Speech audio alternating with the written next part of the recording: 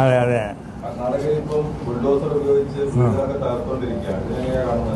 അല്ല, അത് നമ്മൾ നിങ്ങൾക്കൊരു സംഗതി തന്നിട്ടുണ്ടല്ലോ.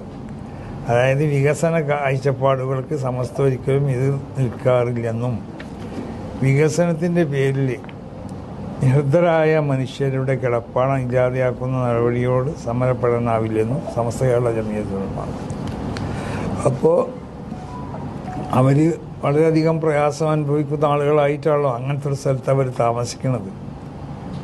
അപ്പോൾ അവരെ ഇസ്ലാമിൻ്റെ ഏറ്റവും വലിയൊരു തത്വത്തിനത് ഇർഹമുൽ മസാക്കീൻ, പാവപ്പെട്ടവരോട് കൃപ കാണിക്കാം.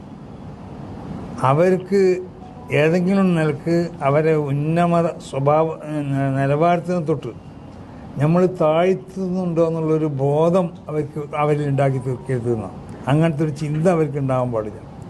ആ നിലക്ക് അവരെ ഉയർത്തിക്കോണം. അപ്പോൾ നമ്മളൊക്കെ നമ്മളെ വീട്ടു ജോലിക്കാരൊക്കെ ഉണ്ടെങ്കിൽ അവരൊക്കെ കൂടെ ഇരുത്തിക്കൊണ്ട് ഞാൻ ഭക്ഷണം കഴിക്കാം.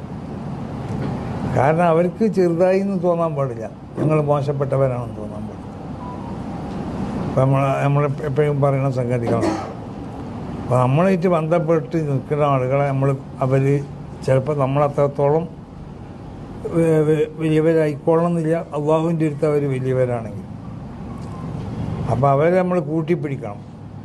അപ്പോൾ വളരെ ഒന്നിനും കഴിയാത്തതുകൊണ്ടാണ് ഇങ്ങനെ പാവപ്പെട്ട ആളുകൾ അങ്ങനത്തെ സ്ഥലങ്ങളിലൊക്കെ താമസിക്കുന്നത്. അപ്പോൾ അവരെ ഇനി എഴുത്ത് കൊടുത്താലും അവരോട് ഒഴിഞ്ഞു തരണമെന്ന് പറഞ്ഞാലും അതിനുള്ള മാർഗങ്ങൾ എന്തെങ്കിലും നിങ്ങൾ സ്വീകരിച്ചിട്ടുണ്ടോ? അതിന് മറ്റുള്ള എല്ലാ ആളുകളും നിങ്ങളെ സഹായിക്കാൻ തയ്യാറുണ്ടോ? അങ്ങനത്തെ വല്ല മാർഗങ്ങളും സ്വീകരിക്കാൻ നിങ്ങൾക്ക് പറ്റുമെന്നൊക്കെ അവരോട് ആവശ്യപ്പെടേണ്ടി. അങ്ങനെയാണ് അത് ചെയ്യേണ്ടത്. അതാണ് നമ്മൾ ആദ്യം പറഞ്ഞ അതിൻ്റെ സാരം. ഇനി ബാക്കി നിങ്ങൾ വായിച്ചു നോക്കിയാൽ മതി, കൊടുത്തോളേ.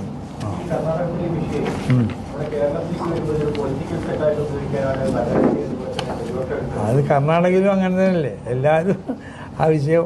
ഇപ്പോൾ കർണാടകയിൽ BJP-കാരും അങ്ങനെയല്ലേ പറയണത്. അത് മോശമായി എന്നല്ലേ ഈ പൊളിച്ചത്, അല്ലേ? അപ്പോൾ അതൊരു പൊളിറ്റിക്കൽ പാർട്ടീൻ്റെ സ്വഭാവം എല്ലായിടത്തും അങ്ങനെ തന്നെ.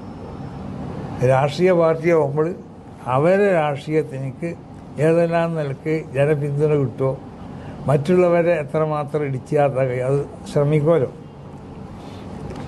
അതിൽ പെട്ടതാണത്.